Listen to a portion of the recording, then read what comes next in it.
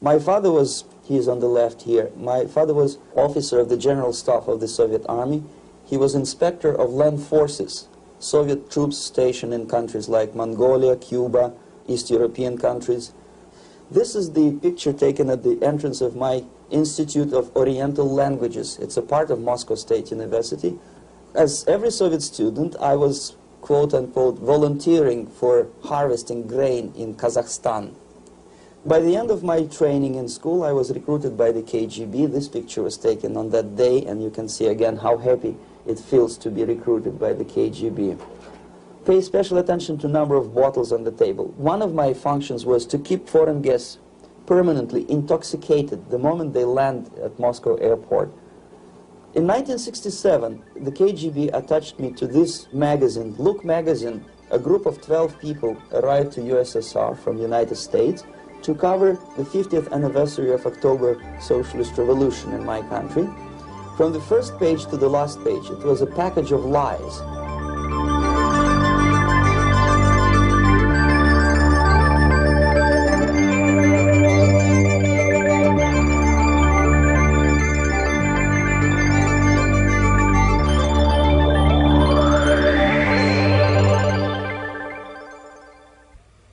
Our conversation is with Mr. Yuri Alexandrovich Bezmenov. Mr. Bezmenov was born in 1939 in a suburb of Moscow. He was the son of a high-ranking Soviet Army officer. He was educated in the elite schools inside the Soviet Union and became an expert in Indian culture and Indian languages. He had an outstanding career with Novosti, which was the, and still is, I should say, the press arm or the press agency of the Soviet Union. It turns out that this is also a front for the KGB. One of his interesting assignments was to brainwash foreign diplomats when they visited Moscow. And he'll tell us a little bit about how they did this and how they planted information which eventually wound up in the press of the free world. He escaped to the West in 1970 after becoming totally disgusted with the Soviet system, and he did this at great risk to his life. He certainly is one of the world's outstanding experts on the subject of Soviet propaganda and disinformation and active measures. Mr. Bezmenov, I'd like to begin by having you tell us a little bit about some of your childhood memories. Well, the most vivid memory of my childhood was Second World War, or to be more precise, the end of the Second World War, when all of a sudden United States, from a friendly nation, which helped us to defeat Nazism, turned overnight into a deadly enemy. And it was very shocking because all newspapers were trying to present an image of belligerent, aggressive American imperialism. Most of the things that we were taught is that United States is aggressive power, which is just about to invade our beautiful, free, socialist country, that American CIA is dropping Colorado beetles on our beautiful potato fields to eliminate our crops, and each schoolboy had a picture of Colorado bug on the back page of his notebook, and we were instructed to go into collective fields to search for those little Colorado bugs. Of course we couldn't find any, neither we could find many potatoes, and that was explained again by the encroachments of the decadent imperialist power. The anti-American paranoia, hysteria in the Soviet propaganda was to such of such a higher degree that many less skeptical people or less stubborn would really believe that the United States is just about to invade our beautiful motherland, and some secretly hope that it will come true. That's interesting. Yes. Well, getting back to life inside the Soviet Union or inside communist countries in general, in this country, at the university level primarily, we read and hear that the Soviet system is different from ours, but not that different, and that there is a convergence developing between all of the systems of the world, and that really it doesn't make an awful lot of difference what system you live under, because you have corruption and dishonesty and tyranny and all that sort of thing. From your personal experience, what is the difference between life under communism and life in the United States? Well, life is obviously very much different for simple reason that the Soviet Union is a state capitalist economically. It's a state capitalism where an individual has absolutely no rights, no value, his life is nothing, it's just like an insect. He is disposable, whereby in the United States even the worst criminal is treated as a human being, he has a fair trial, and some of them capitalize on their crimes. They publish their memoirs in their prisons and get handsomely paid by your crazy publishers. The differences, of course, in the daily life are very various, depending on whom we are talking about. In my own private life, I never suffered from communism simply because I was brought up in a family of high-ranking military officer. Most of the doors were open for me. Most of my expenses were paid by the government, and I never had any troubles with the authorities or with the police. So, in other words, I would say I enjoyed, or I had good reasons to enjoy, all the advantages of so-called socialist system. Mm-hmm.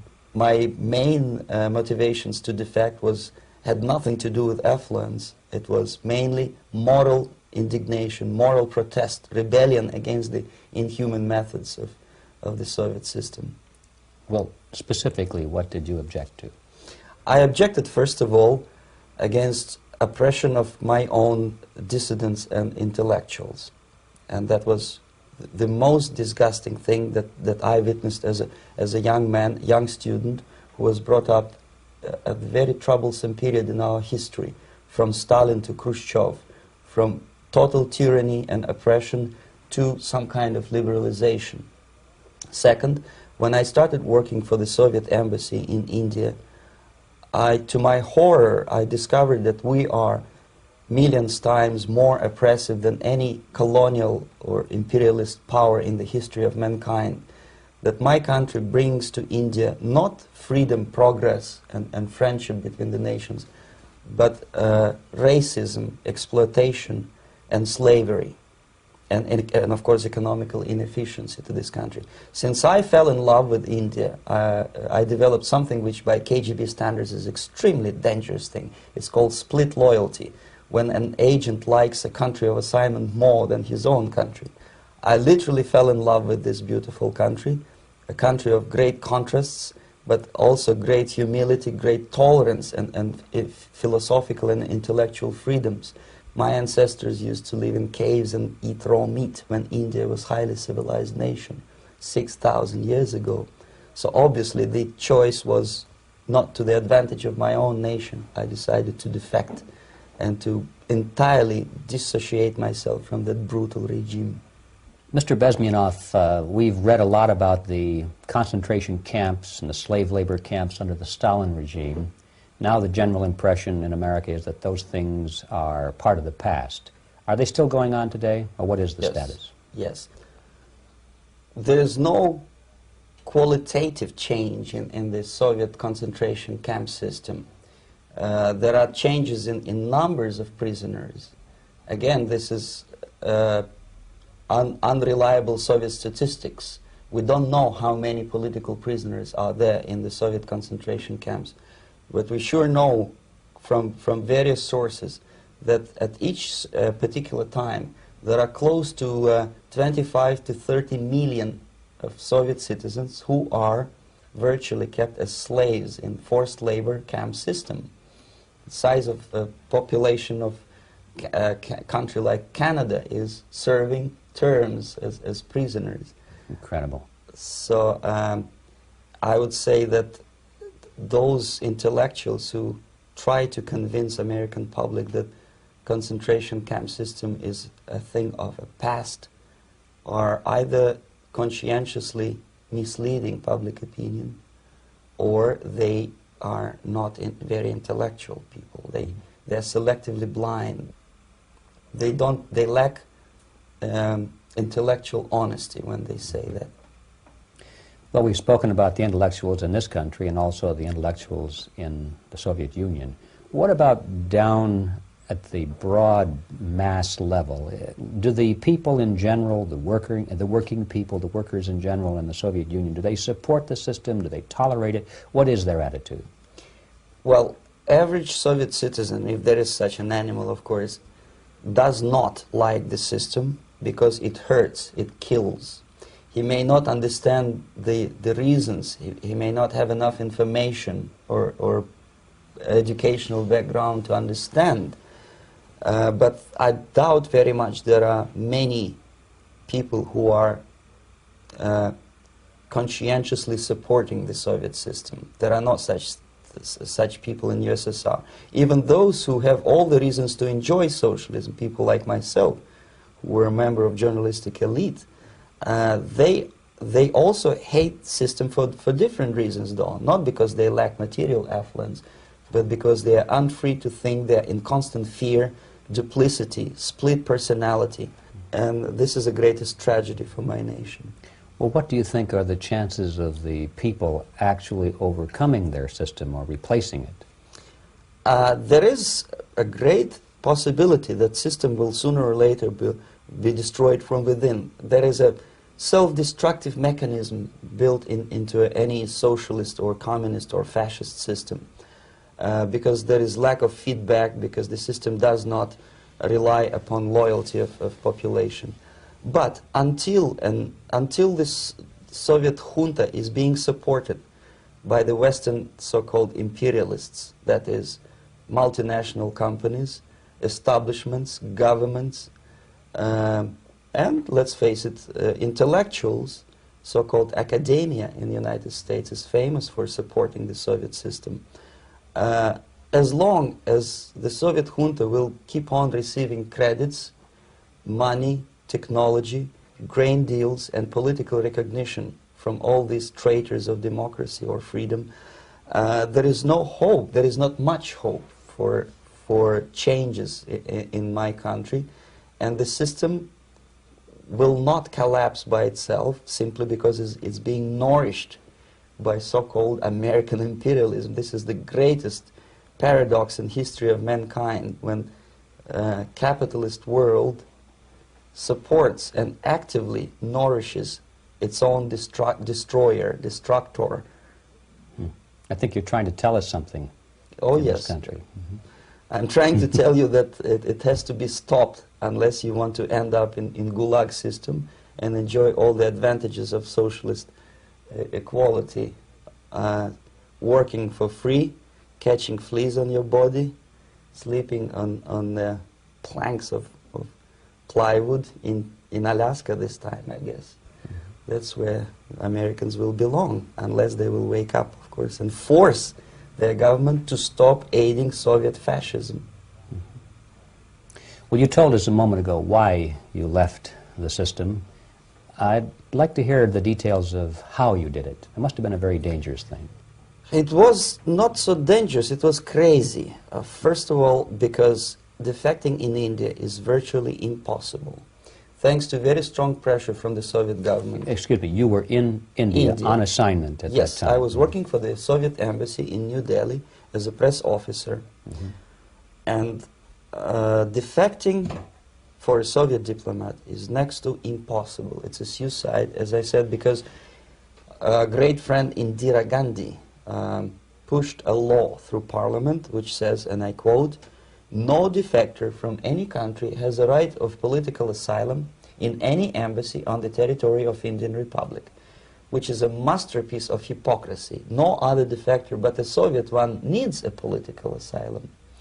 So knowing that perfectly well, I planned a craziest possible way to defect. I studied counterculture in India.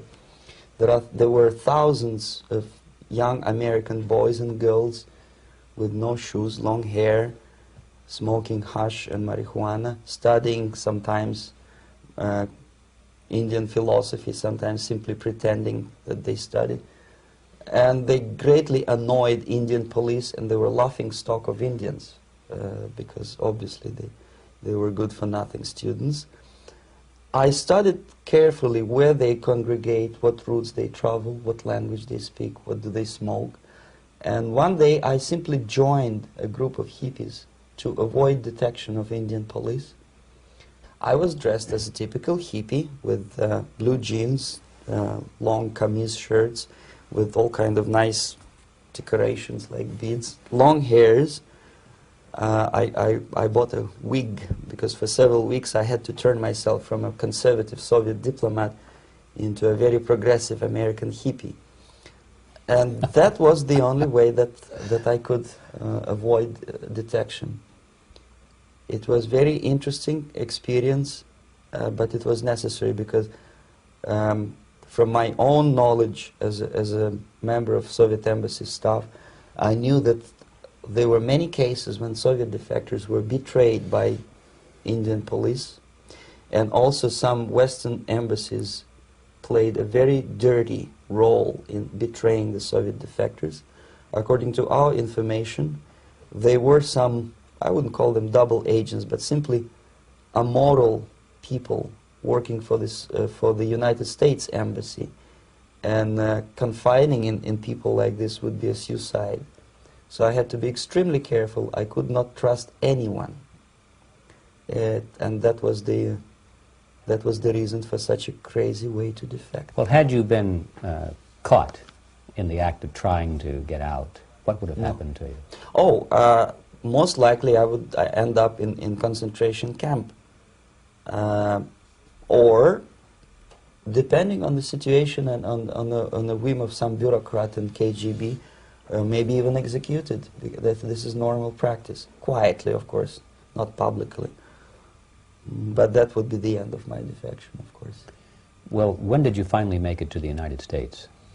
In 1970, after about 6 months of debriefing in Athens by the CIA, and I presume FBI too, they let me go first to Germany, then to Canada. That was my decision. I had to change my identity to protect my family and my friends in USSR. And also I was a little bit paranoid, knowing that both Soviet KGB and probably some double agents within the American system may be after me. So I wanted to settle down as far away as possible. I requested CIA to give me some kind of new identity and just let me go on my own. And I settled in Canada. I was a student. I changed many professions, from farm help and laundry truck driver to language instructor and broadcaster for Canadian Broadcasting Corporations in Montreal. Well, have you had any threats on your life or any yes. unpleasant in about 5 years, KGB eventually discovered that I am working for Canadian Broadcasting. I made a very big mistake. I started working for overseas service of CBC, which is similar to Voice of America, in Russian language. And of course, monitoring service in USSR picked up every new voice.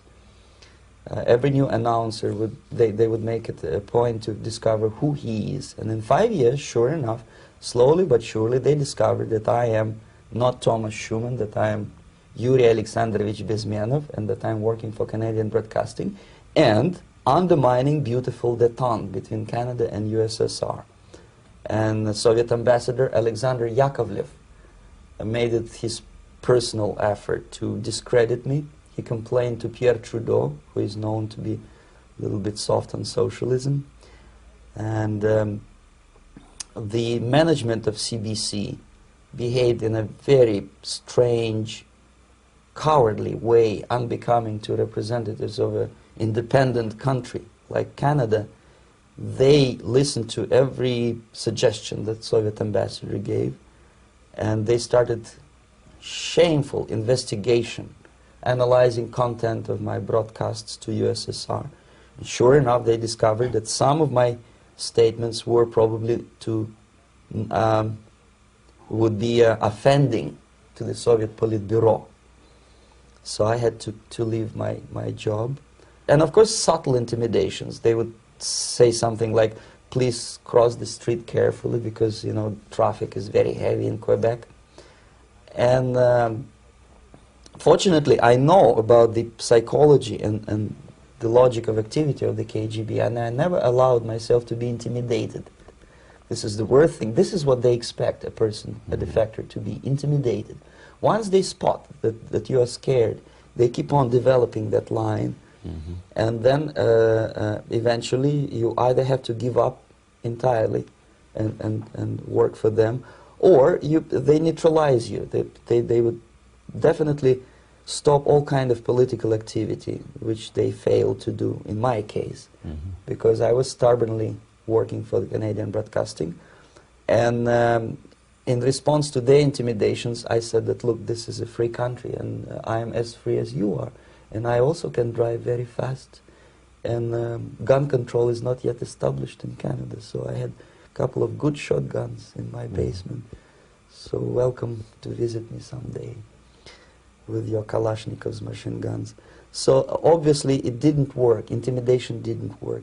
So they tried different approach, as I described. They approached on the highest level, on the level of Canadian bureaucracy. And on that level they were successful. On that level they were successful. On individual level they failed flat. Mr. Bezmenov has brought a series of slides with him that he has taken from the Soviet Union, and I think this is a good time to take a look at the slides. Yes. Now, the viewers will be able to see these slides as we talk about them. Yes, this is a collection of slides which are, some of them are snapshots from my family album, some of them are documents which I smuggled from the Soviet embassy, and some are reproductions from local mass media. I usually show them to establish my credibility as a defector. This is a picture of my native town, Mytishi, about 20 miles north from Moscow. Characteristically, there's a statue of Comrade Lenin in the central square. This is myself at the age of 7, again, characteristically, under the statue of Comrade Stalin, extending his friendly hand to peoples of the world. At that age, of course, I was still idealistically minded young communist, and I still believe that sooner or later things will go for better. But I realized that the system stinks, that something is fishy, and that ideology is fake. And the propaganda about advanced Soviet agriculture simply didn't meet the criteria of reality. If they talk about abundance of food and there is none in the stores, there must be something wrong. My father was, he is on the left here, my father was officer of the General Staff of the Soviet Army. He was inspector of land forces, Soviet troops stationed in countries like Mongolia, Cuba, East European countries. Were he alive today, most likely he would be inspecting Soviet troops in Nicaragua, Angola, and many other parts of the world. Fortunately, he died and he didn't see the disgrace, because deep inside he was a Russian patriot. He didn't like the idea of expanding Soviet military might, especially in the areas where we were not welcomed at all. Unlike many other military officers, he was reporting directly to the Minister of Defense, bypassing KGB and diplomatic service. In other words, he was a trusted military professional. And my impression that this type of people are much less hawkish and adventuristic than party bureaucrats in Kremlin.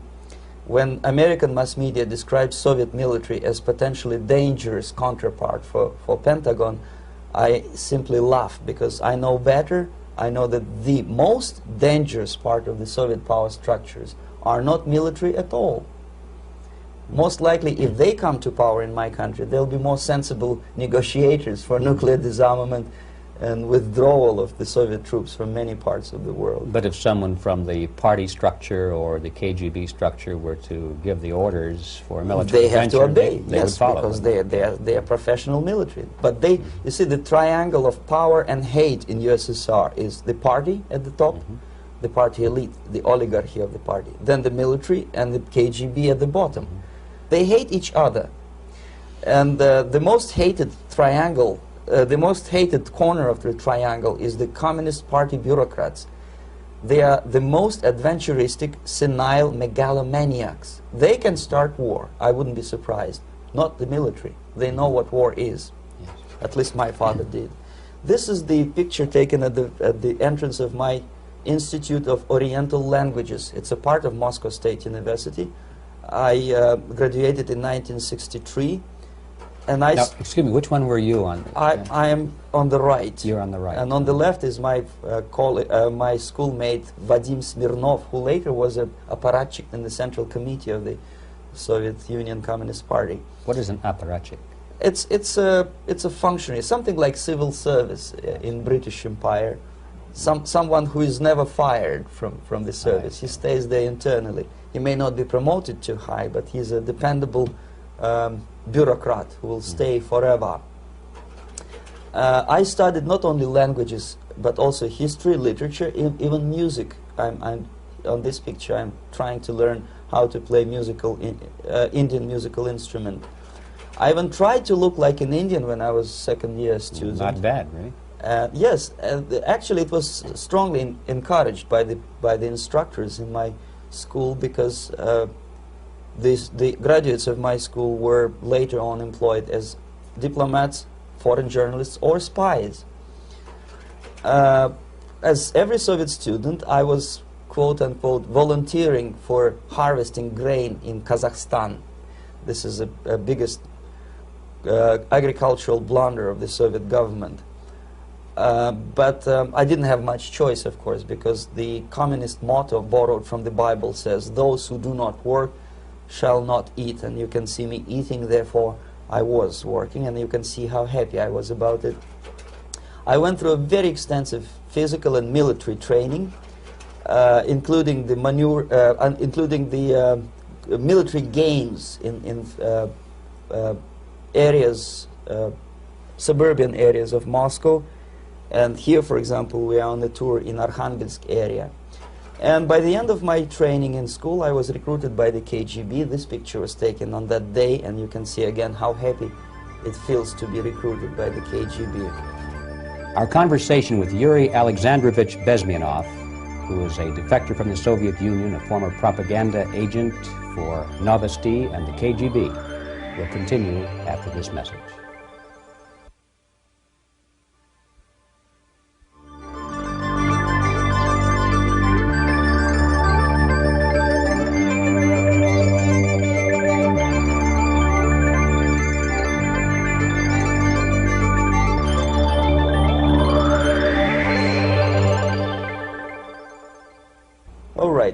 As every student in USSR, I went through very extensive physical and military training and civil defense training too. Unlike in the United States, where civil defense is virtually non-existent, zero.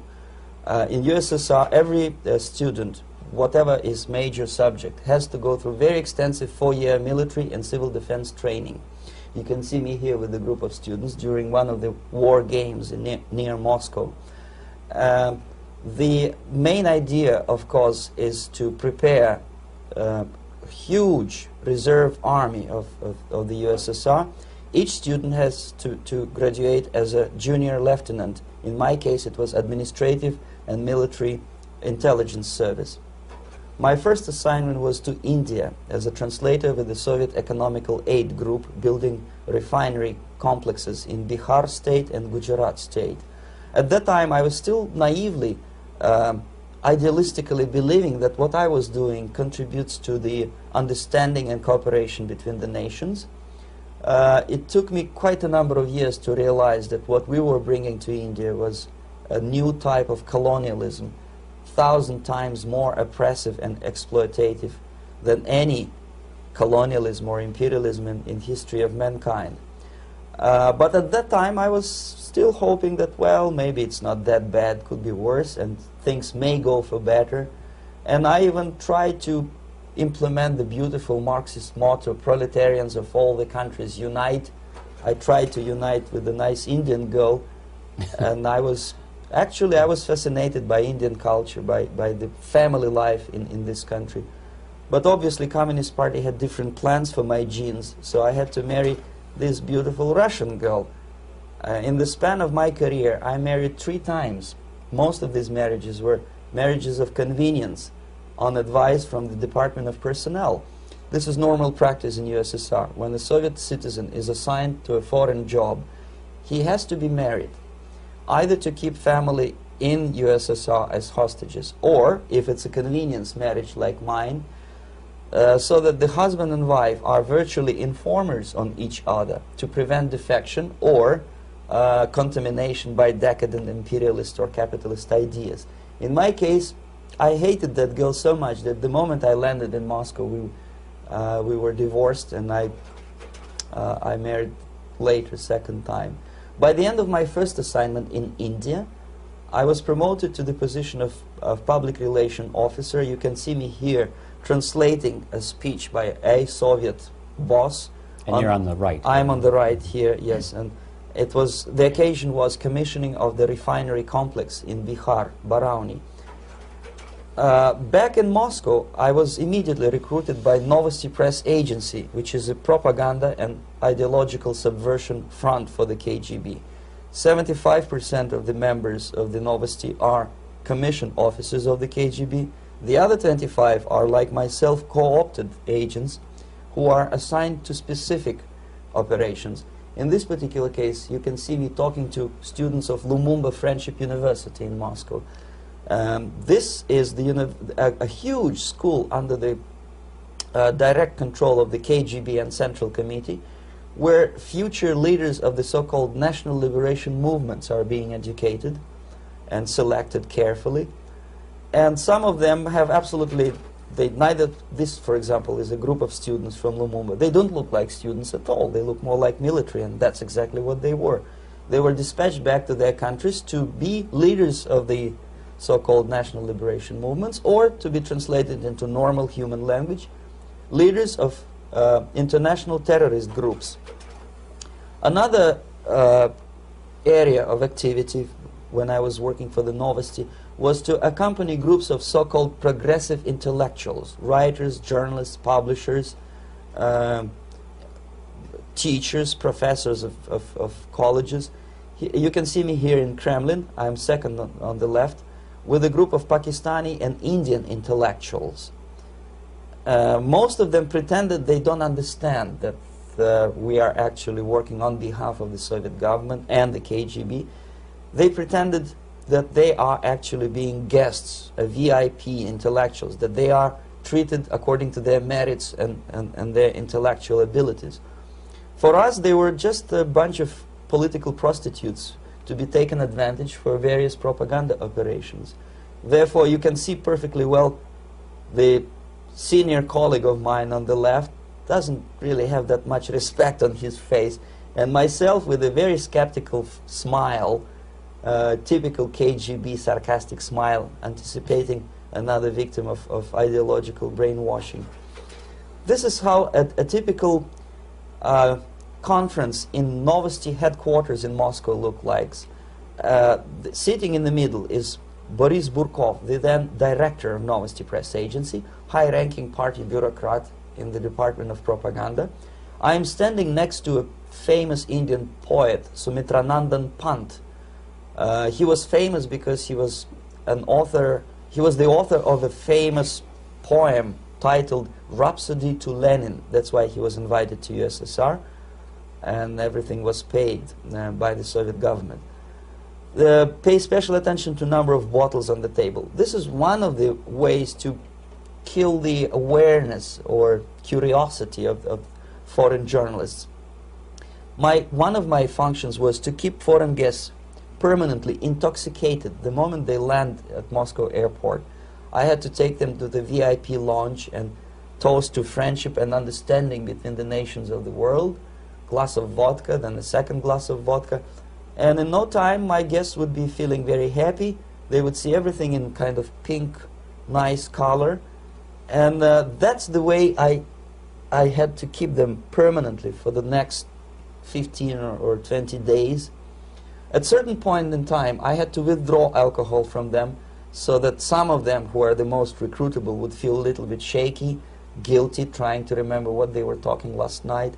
That's the time to approach them with all kind of nonsense, such as joint communique or statement for Soviet propaganda.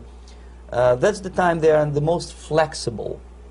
And of course, what they didn't understand, they didn't realize or pretended not to realize, that myself, who was drinking together with them, was not drinking at all. I had ways to get rid of alcohol through various techniques, including special pills which were given to me by my colleagues. But they were taking it seriously. In other words, they would consume quite large volumes of alcohol and feel quite uneasy next morning. In 1967, the KGB attached me to this magazine, Look magazine. A group of 12 people arrived to USSR from United States to cover the 50th anniversary of October Socialist Revolution in my country. From the first page to the last page, it was a package of lies, propaganda cliché, which were presented to American readers as opinions and deductions of American journalists. Nothing could be far from truth. These were not opinions. They were not opinions at all. They were the clichés which the Soviet propaganda wants American public to think that they think. If it does make any sense at all. It sure does, because from the viewpoint of the Soviet propaganda, although there are some subtle criticisms of the Soviet system, the basic message is that Russia today is a nice, functioning, efficient system supported by majority of population. That's the biggest lie. And of course, American intellectuals and journalists from Look magazine elaborated on that untruth in various different ways. They intellectualized that lie. They found all kinds of justifications for telling lies to American public. Excuse me, it was partly your job to make sure that they got these ideas, yes, and accepted them as their own ideas. Right. Actually, even before they arrived to USSR, and they paid astronomical sum of money for that visit, they were submitted, this Novosti Press Agency developed so-called backgrounders, 20-25 pages of information and opinions which were presented to the journalists even before they bought their tickets to Moscow. They had to analyze the situation, and judging on their reaction to that backgrounder, the local Novosti representative or local Soviet diplomat in Washington, D.C. would assess whether they be given visa to USSR or not. So but they were selected ahead of time. Oh yes, they were pre-selected very carefully, and there is not much chance for honest journalists to arrive to USSR and to stay there for 1 year and to bring this package of lies back home. This, for example, is a centerfold of the Look magazine. They presented this monument erected by Communist Party in Stalingrad as the symbol, personification of Russian military might. And they said in the article, which is published on the site, that Soviets are very proud of the victory in the Second World War. This is another big myth, a lie. No sensible people would be proud to lose 20 millions of their countrymen in a war which was started by Genosse Hitler and Comrade Stalin and paid by American multinationals.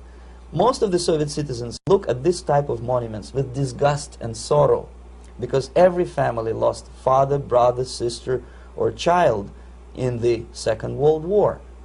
Yet American journalists who were trying to appease, to please their hosts, presented this picture on the centerfold as the symbol and personification of Soviet national, they call it Russian national spirit.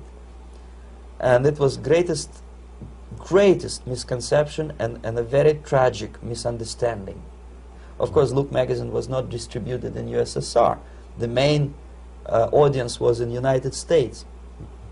But I presume that many Americans, millions of Americans who were reading Look magazine at that time, had absolutely wrong idea about the sentiments of my nation, about what the Soviets are proud of and what they hate. This is a group, you see the same lady with the sword in Stalingrad. This is the group of journalists. Myself is in the center with the same devilish smile. And Mr. Philip Harrington is on the extreme left there with his camera. This is the gentleman which was so deaf or so uninterested in what I had to say to him.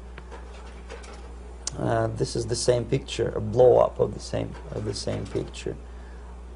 Many guests from various countries, in this particular case from Asia and Africa, were taken by me as a Novosti Press Agency employee for a tour across Siberia, for example. We would show them typical kindergarten, you see. Nothing special by American standards. Just nice children sitting, eating their breakfast or lunch. What they could not understand, or they pretended not to understand, that this is an exemplary kindergarten. This is not the kindergarten for average person or average family in USSR.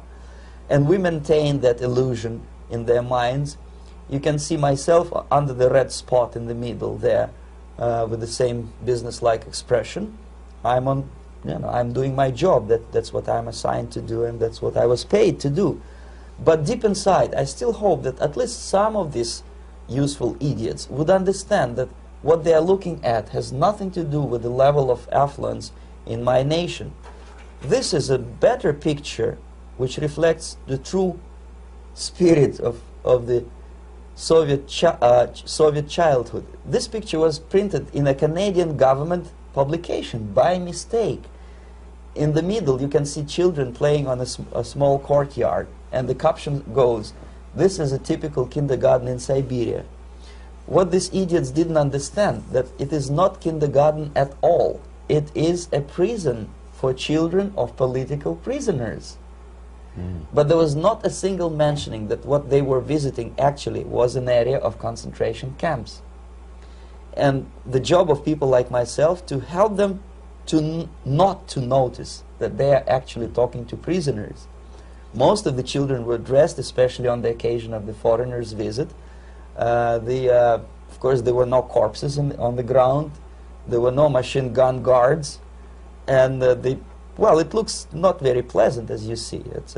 It looks dull, but obviously it does not create an impression that this is actually a prison. Well, did any of the journalists have the curiosity to ask about prisons and that kind of thing? Yes. They were in Siberia. This Yes. is what you associate. Yes, some of them asked questions, and naturally we would give them, for the stupid question, we give them stupid answer. No, there are no prisons in Siberia. No, most of the people who you see are free citizens of USSR. They are very happy to be here, and they are contributing to the glory of the socialist system. Some of them pretended that they believe what I was telling them, and most of them, we may discuss it later, what are the motivations of these people? Why would they stubbornly bring lies to their own population through their own mass media? I have various answers to this. There is not a single explanation. It's a complex of explanations. It's fear, pure biological fear. They understand that they are on the territory of an enemy state, a police state. And just to save their rotten skins and their miserable jobs, their affluence back home, they would prefer to tell a lie than to ask truthful questions and report truthful information. Second, most of these schmucks were afraid to lose their jobs, because obviously if you tell truth about my country, you will not last long as a correspondent of New York Times or Los Angeles Times. They will fire you. What kind of correspondent are you? You obviously cannot find common language with Russians if they kick you out in 24 hours. So just by trying to be conformist to their own editorial bosses, they tried not to offend the sentiments of the Soviet administrators and people like myself. Deep inside, I hope they would insult my or offend my sentiments. Obviously, they preferred not to. Another reason, I refuse to believe it, but obviously, there is another reason. Obviously, it's a greed. These people earn a lot of money. When they come back to USA, they claim that they are experts on my country. They write books which sells in million copies, titled like Russians, The Truth About Russia. Most of it is lie about Russia. Yet they claim to be Sovietologists. They play back myth about my country, the propaganda cliches. Yet they stubbornly resist the word of truth. If a person like Solzhenitsyn is either defecting or kicked out of USSR, they try all their best to discredit him and to discourage him.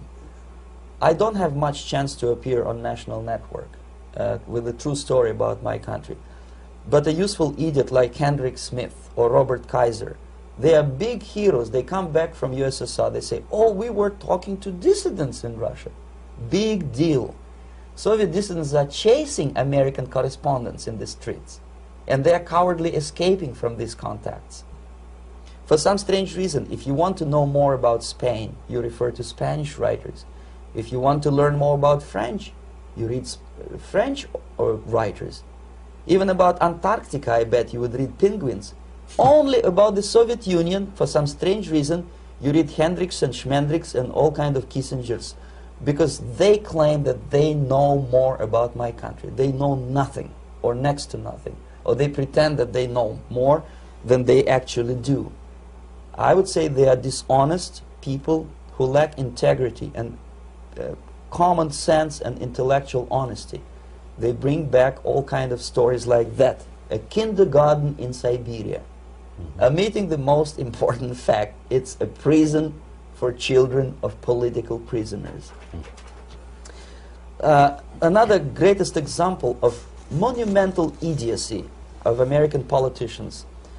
Edward Kennedy was in Moscow, and he thought that he is a popular, charismatic American politician who is easygoing, who can smile, dance at the wedding in Russian Palace of Marriages.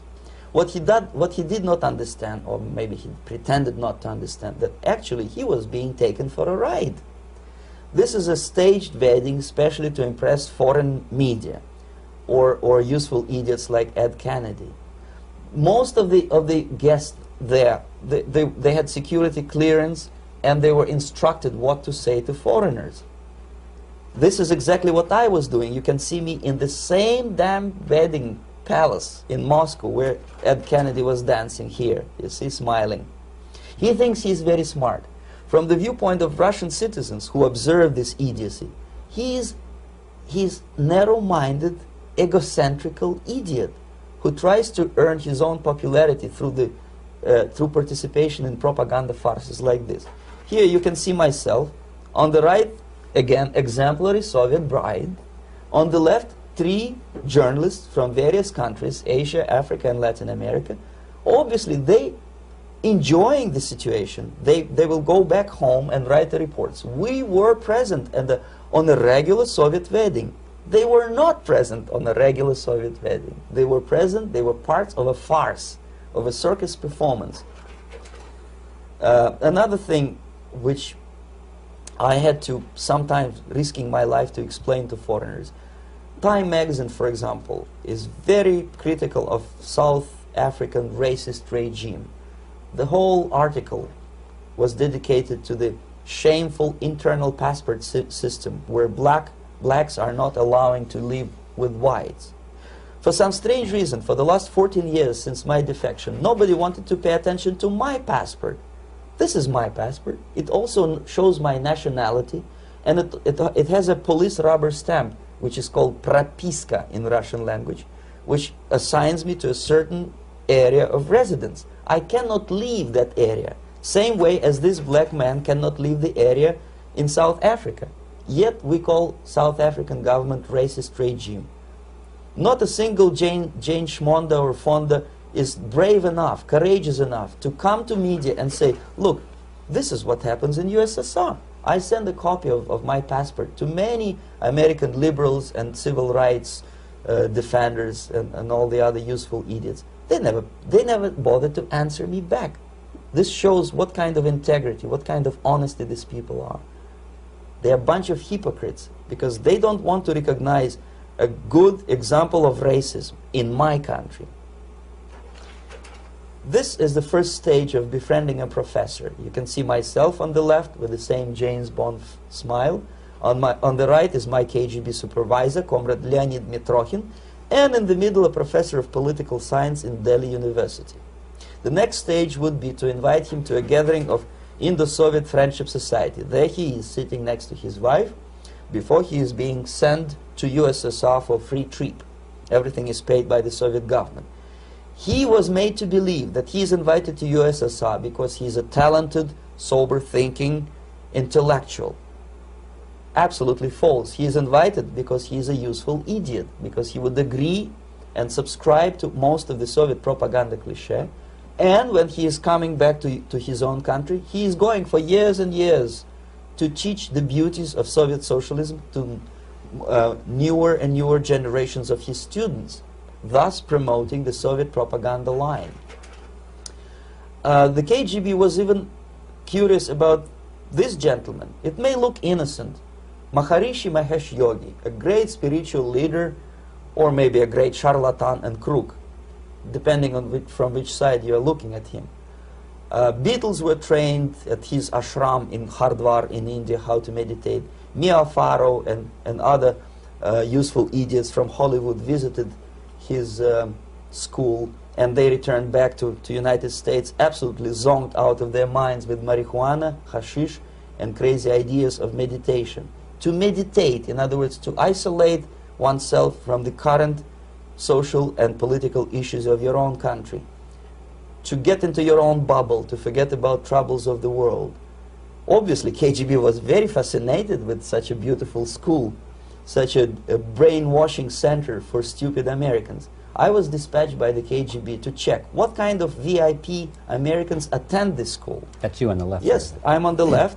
I was trying to get enrolled in that school. Unfortunately, the Maharishi Mahesh Yogi asked too much. He wanted $500 American for enrollment. But my function was not actually to get enrolled in the school. My function was to discover what kind of people from United States attend this school. And we discovered that, yes, there are some influential members of family, public opinion makers of United States, who come back with the crazy stories about Indian philosophy. Indians themselves look upon them as idiots, useful idiots. To say nothing about KGB, who looked at them as extremely naive, misguided people. Obviously, a VIP, say a wife of a congressman, or a prominent Hollywood personality, after being trained in that school, is much more instrumental in the hands of manipulators of public opinion and KGB than a normal person who understands, who looks through this type of fake religious training. Why would they be more susceptible to manipulation? I just mentioned that because, you see, a person who is too much involved in introspective meditation. You see, if you carefully look what Maharishi Mahesh Yogi is teaching to Americans, is that most of the problems, most of the burning issues of today can be solved simply by meditating. Don't rock the boat. Don't get involved. Just sit down, look at your navel, and meditate. And the things, due to some strange logic, due to cosmic vibration, will settle down by themselves. This is exactly what the KGB and Marxist-Leninist propaganda wants from Americans, to distract their opinion, attention, and mental energy from real issues of the United States into a non-issues, into a non-world, non-existent harmony. Obviously, it's more beneficial for the Soviet aggressors to have a bunch of duped Americans than Americans who are self-conscious, healthy, physically fit, and alert to the reality. Maharishi Mahesh Yogi obviously is not on the payroll of the KGB. But whether he knows it or not, he contributes greatly to demoralization of American society. And he's not the only one. There are hundreds of those gurus who come to your country to capitalize on naivete and stupidity of Americans. It's a fashion. It's a fashion to meditate. It's a fashion not to be involved. So obviously, you can see that if KGB were that curious, if they paid my trip to Hardwar, if they assigned me to that strange job, obviously they were very much fascinated. They were convinced that that type of brainwashing is very efficient and instrumental in demoralization of the United States. Our conversation with Yuri Alexandrovich Bezmenov, who is a defector from the Soviet Union, a former propaganda agent for Novosti and the KGB, will continue after this message.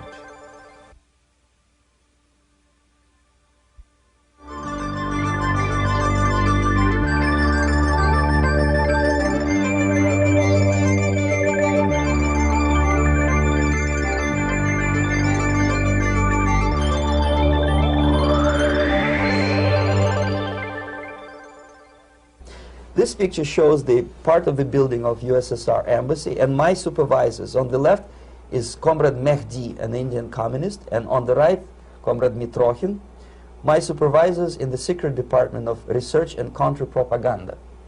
It has nothing to do with either research or counter-propaganda. Most of the activity of that department was to compile huge volume of information on individuals who were instrumental in creating public opinion. Publishers, editors, journalists, actors, educationalists, professors of political science, members of parliament, representatives of business circles. Most of these people were divided roughly in two groups. Those who would toe the Soviet foreign policy, they would be promoted to the positions of power through media and public opinion manipulation. Those who refused the Soviet influence in their own country would be character assassinated or executed physically come revolution.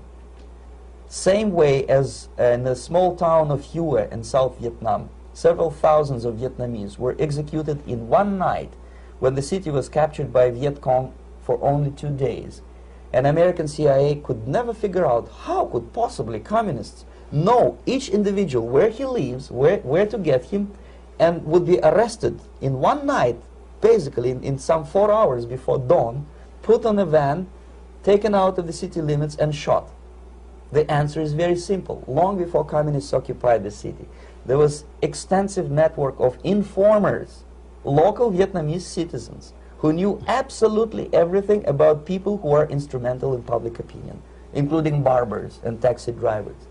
Everyone who was sympathetic to the United States was executed. Same thing was done under the guidance of the Soviet embassy in Hanoi, and same thing I was doing in New Delhi. To my horror, I discovered that in the files where people were doomed to execution, there were names of pro-Soviet journalists with whom I was personally friendly. Pro-Soviet? Yes.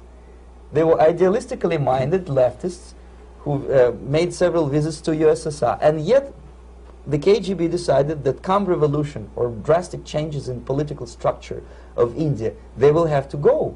Why is that? Because they know too much. Simply because, you see, the useful idiots, the leftists who are idealistically believing in the beauty of Soviet socialist or communist or whatever system, when they get disillusioned, they become the worst enemies. That's why my KGB instructors specifically made a point, never bother with leftists. Forget about these political prostitutes. Aim higher. This was my instruction. Try to get into large circulation, established conservative media. Rich, filthy rich movie makers, intellectuals, so-called academic circles. Cynical, egocentric people who can look into your eyes with angelic expression and tell you a lie. These are the most recruitable people, people who lack moral principles, who are either too greedy or too suffer from self-importance. They feel that they matter a lot. These are the people who KGB wanted very much to recruit. But to eliminate the others, to execute the others, don't they serve some purpose? Wouldn't they be the ones they rely on? They serve purpose only at the stage of destabilization of a nation. For example, your leftists in United States, all these professors and all these beautiful civil rights defenders, they are instrumental in the process of the subversion only to destabilize the nation. When their job is completed, they are not needed anymore. They know too much. Some of them, when they get disillusioned, when they see that Marxist-Leninists come to power, obviously they get offended. They think that they will come to power. That will never happen, of course. They will be lined up against the wall and shot. But they may turn into the most bitter enemies of Marxist-Leninists when they come to power. And that's what happened in Nicaragua. You remember most of these former Marxist-Leninists were either put to prison or one of them split, and now he's working against Sandinistas. It happened in Grenada when Maurice Bishop was already a Marxist. He was executed by a new Marxist who was more Marxist than this Marxist. Same happened in Afghanistan when first there was Taraki, he was killed by Amin, then Amin was killed by Babrak Karmal with the help of KGB. Same happened in Bangladesh when Mujibur Rahman, very pro-Soviet leftist, was assassinated by his own Marxist-Leninist military comrades. It's the same pattern everywhere. The moment they serve their purpose, all the useful idiots are either be executed entirely, all the idealistically minded Marxists, or exiled, or put in prisons, like in Cuba. Many former Marxists are in Cuba, in prison. So most of the Indians who were cooperating with the Soviets, especially with our Department of Information of the USSR Embassy, were listed for execution.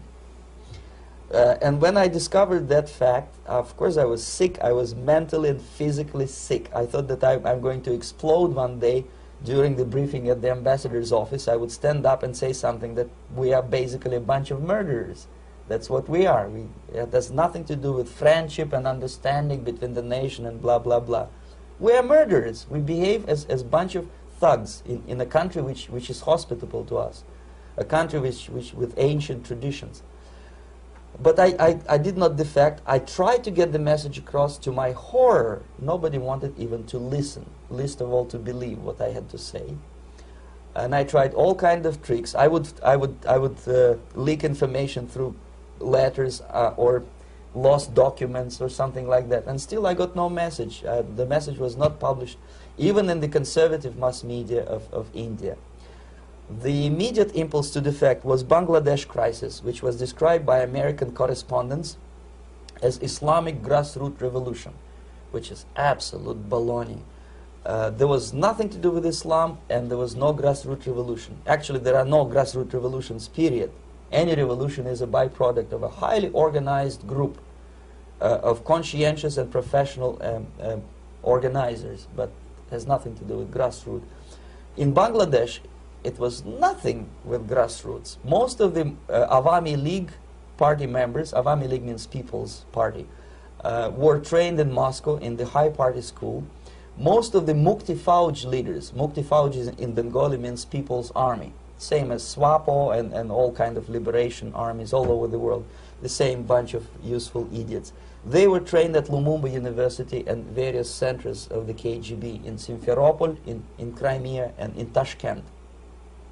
So when I saw that Indian territory is being used as a jumping board to destroy East Pakistan, I saw myself thousands of so-called students traveling through India to East Pakistan, through the territory of India, and Indian government pretended not to see what's going on. They knew perfectly well, the Indian police knew it, the intelligence department of the Indian government knew it, the KGB of course knew it, and the CIA knew it. That was most infuriating, because when I defected and I explained to the CIA debriefers they should watch out because East Pakistan is going to erupt any moment, they said I was reading too many James Bond novels. Anyway, so East Pakistan was doomed. One of my colleagues in the Soviet consulate in Calcutta, when he was dead drunk, he ventured into the basement to relieve himself, and he found big boxes which said printed matter to Dhaka University. Dhaka is the capital of East Pakistan. And since he was drunk and curious, he opened one of the boxes and he discovered not printed matter. He discovered Kalashnikov guns and ammunition in there. Anyway, it's a long story. When I saw the preparations for the invasion into East Pakistan, obviously I wanted to defect immediately. The only thing I couldn't at that time make up my mind when and where and how. One of the reasons, of course, you see, I was in love with India. I mentioned it before. I spoke the languages. I socialized with people. And I understood that I had to act fast unless I want this beautiful country to be permanently and irreparably damaged by our presence. One of the reasons not to defect was, as you can see, I was living in relative affluence. Who the hell in a normal mind would defect and do what? To be abused by your media, to be called McCarthyist and fascist and paranoid, or to drive a taxi in New York City? What for? What the hell for should I defect? To be abused by Americans, to be insulted in exchange for my effort to bring the truthful information about impending danger of subversion. As you can see, I was living in quite a comfortable conditions next to swimming pool, where Indians were not allowed, by the way. I was highly paid expert in propaganda. I had my family. I was respected by my nation. My career was cloudless. The third reason, how to defect with the family. To defect with the baby and the wife would be virtual suicide, because according to law, that hypocritical law which I quoted before, the Indian police will have to hand me over back to the KGB, and that will be the end of my defection and probably my life. Again, I cannot smuggle my wife because she was not quite sure what I was doing.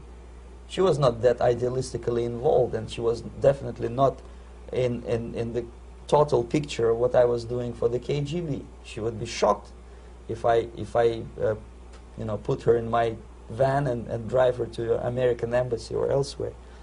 That would be a greatest danger. So again, I had to defect in such a way that my defection would look as simple disappearance. And there were many cases like that when the Soviet agents simply disappeared, either killed in action or, thanks to their curiosity and their close contacts with radicals, some of them were killed by the Marxists, by the way. It happened in many African countries when the Soviet KGB were killed by Africans themselves. Not because they hated Marxism-Leninism, but because they were simply trigger-happy bunch of unruly characters. If you give them a machine gun, they will shoot. And some of the Soviets obviously were not careful enough to protect themselves, and they got into embarrassing situations when they were shot at the crossfire between factions of so-called liberation movements. Anyway, so I decided, as I said, to study the counterculture. I decided this probably would be the best way to disappear. I socialized with characters like this. On the left, you see, he's a barefoot American hippie.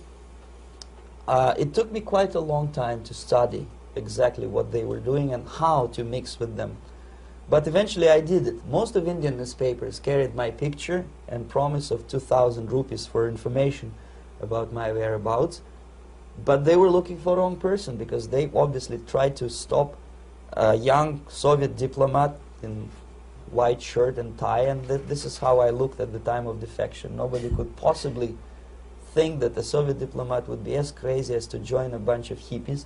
That's you. Yes, travel India and smoke hash. So I made it literally almost like a Hollywood-style detective story. From under the nose of the KGB in Bombay airport, I landed the plane and I flew to Greece, where I was debriefed by the CIA. That's basically that's all for my slides. We can turn off the projector, and that's very interesting. Well, you spoke several times before about ideological subversion. That is a phrase that I'm afraid some Americans don't fully understand. When the Soviets use the phrase ideological subversion, what do they mean by it? Ideological subversion is the process which is legitimate, overt, and open. You can see it with your own eyes. All you have to do, all American mass media has to do, is to unplug their bananas from their ears, open up their eyes, and they can see it. There is no mystery. There is nothing to do with espionage. I know that espionage intelligence gathering looks more romantic. It sells more deodorants through the advertising, probably. That's why your Hollywood producers are so crazy about James Bond type of thrillers. But in reality, the main emphasis of the KGB is not in the area of intelligence at all. According to my opinion and opinion of many defectors of my caliber, only about 15% of time, money, and manpower is spent on espionage as such. The other 85% is a slow process which we call either ideological subversion or active measures, активные мероприятия in the language of the KGB, or psychological warfare. What it basically means is to change the perception of reality of every American to such an extent that despite of the abundance of information, no one is able to come to sensible conclusions in the interests of defending themselves, their families, their community, and their country. It's a great brainwashing process which goes very slow, and it's divided in 4 basic stages. The first one being demoralization. It takes from 15 to 20 years to demoralize a nation. Why that many years? Because this is the minimum number of years which requires to educate 1 generation of students in the country of your enemy, exposed to the ideology of the enemy. In other words, Marxism-Leninism ideology is being pumped into the soft heads of at least 3 generations of American students without being challenged or counterbalanced by the basic values of Americanism, American patriotism. The result you can see. Most of the people who graduated in the 60s, dropouts or half-baked intellectuals, are now occupying the positions of power in the government, civil service, business, mass media, educational system. You are stuck with them. You cannot get rid of them. They are contaminated. They are programmed to think and react to certain stimuli in a certain pattern. You cannot change their mind, even if you expose them to authentic information, even if you prove that white is white and black is black. You still cannot change the basic perception and the logic of behavior. In other words, these people, the process of demoralization is complete and irreversible.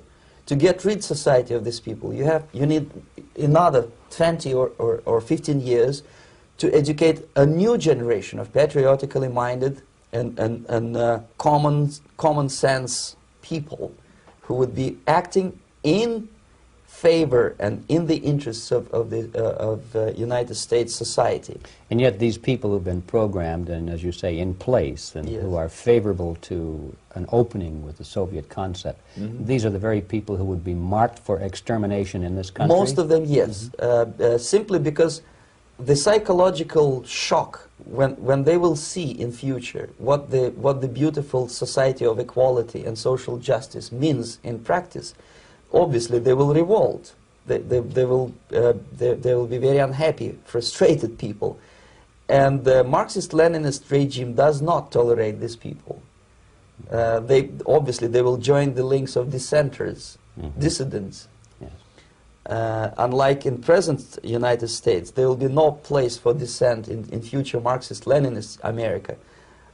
Here you can get popular like Daniel Ellsberg and filthy rich like Jane Fonda for being dissident, for criticizing your Pentagon. In future, these people will be simply squashed like cockroaches.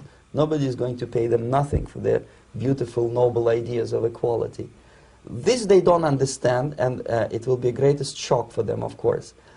The demoralization process in the United States is basically completed already. For the last 25 years. Actually, it's overfulfilled because demoralization now reaches such areas where previously not even Comrade Andropov and all his experts would even dream of such a tremendous success. Most of it is done by Americans to Americans, thanks to lack of moral standards. As I mentioned before, exposure to true information does not matter anymore. A person who was demoralized is unable to assess true information. The facts tell nothing to him. Even if I shower him with information, with authentic proof, with documents, with pictures, even if I take him by force to the Soviet Union and show him concentration camp, he will refuse to believe it until he is going to receive a kick in his fat bottom. When a military boot crashes his balls, then he will understand, but not before that. That's the tragic of the situation of demoralization. So basically America is stuck with demoralization, and unless, even if you start right now, here, this minute, you start educating new generation of Americans, it will still take you 15 to 20 years to turn the tide of ideological perception of reality back to normalcy and patriotism. The next stage is destabilization. This time, subverter does not care about your ideas and the patterns of your consumption. Whether you eat junk food and get fat and flabby, doesn't matter anymore. This time, and it takes only from 2 to 5 years to destabilize a nation, what matters is essentials: economy, foreign relations, defense systems. And you can see it quite clearly that in some areas, in such sensitive areas as defense and economy, the influence of Marxist-Leninist ideas in the United States is absolutely fantastic. I could never believe it 14 years ago when I landed in this part of the world that the process will go that fast. The next stage, of course, is crisis. It may take only up to 6 weeks to bring a country to the verge of crisis. You can see it in Central America now. And after crisis, with a violent change of power, structure, and economy, you have so-called the period of normalization. It may last indefinitely. Normalization is a cynical expression borrowed from Soviet propaganda. When the Soviet tanks moved into Czechoslovakia in '68, Comrade Brezhnev said, "Now the situation in brotherly Czechoslovakia is normalized." This is what will happen in the United States if you allow all these schmucks to bring the country to crisis, to promise people all kind of goodies and the paradise on earth, to destabilize your economy, to eliminate the principle of free market competition, and to put a big brother government in Washington, D.C., with benevolent dictators like Walter Mondale, who will promise lots of things, never mind whether the promises are fulfillable or not. He will go to Moscow to kiss the bottoms of new generation of Soviet assassins, never mind. He will create false illusions that the situation is under control. Situation is not under control. Situation is disgustingly out of control. Most of the American politicians, media, and educational system trains another generation of people who think they are living at a peacetime. False. United States is in the state of war, undeclared total war against the basic principles and the foundations of this system. And the initiator of this war is not Comrade Andropov, of course. It's the system. However ridiculous it may sound, the world communist system or the world communist conspiracy, whether I scare some people or not, I don't give a hoot. If you are not scared by now, nothing can scare you. But you don't have to be paranoid about it. What actually happens now, that unlike myself, you have literally several years to live on unless the United States wake up. The time bomb is ticking. With every second, the disaster is coming closer and closer. Unlike myself, you will have nowhere to defect to, unless you want to live in Antarctica with penguins. This is it. This is the last country of freedom and possibility. Okay, so what do we do? What is your recommendation to the American people? Well, the immediate thing that comes to my mind is, of course, there must be a very strong national effort to educate people in the spirit of real patriotism, number one. Number two, to explain them the real danger of socialist, communist, whatever, welfare state, big brother government. If people will fail to grasp the impending danger of that development, nothing ever can help United States. You may kiss goodbye to your freedom, including freedoms to homosexuals, to prison inmate. All this freedom will vanish, evaporate in 5 seconds, including your precious lives. The second thing, the moment at least part of United States population is convinced that the danger is real, they have to force their government. And I'm not talking about sending letters, signing petitions, and all this beautiful, noble activity. I'm talking about forcing United States government to stop aiding communism. Because there is no other problem more burning and urgent than to stop the Soviet military-industrial complex from destroying whatever is left of the free world. And it is very easy to do. No credits, no technology, no money, no political or diplomatic recognition, and of course no such idiocy as grain deals to USSR. The Soviet people, 270 million of Soviets, will be eternally thankful to you if you stop aiding a bunch of murderers who sit now in Kremlin and whom President Reagan respectfully calls government. They do not govern anything, least of all such complexity as the Soviet economy. So basic, two very simple, maybe too simplistic answers or solutions, but nevertheless they are the only solutions. Educate yourself, understand what's going on around you. You are not living at the time of peace. You are in a state of war, and you have precious little time to save yourself.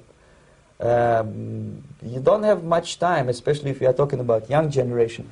There is not much time left for convulsions and sexual masturbation to the beautiful disco music.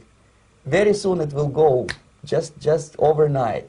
If we are talking about capitalists or wealthy businessmen, I think they are selling the rope on which they will hang very soon. If they don't stop, if they cannot curb their unsettled desire for profit, and if they keep on trading with the monster of the Soviet communism, they are going to hang very soon. And they will pray to be killed, but unfortunately they will be sent to Alaska probably to manage industry of slaves. It's simplistic. I know it sounds unpleasant. I know Americans don't like to listen to things which are unpleasant. But I have defected not to tell you the stories about such idiocy as microfilm, James Bond type espionage. This is garbage. You don't need any espionage anymore. I have come to talk about survival. It's a question of survival of this system. You may ask me, what is it in for me? Survival, obviously, because unlike, as I said, I am now in your boat. If we sing together, we'll sing beautifully together. There is no other place on this planet to defect to.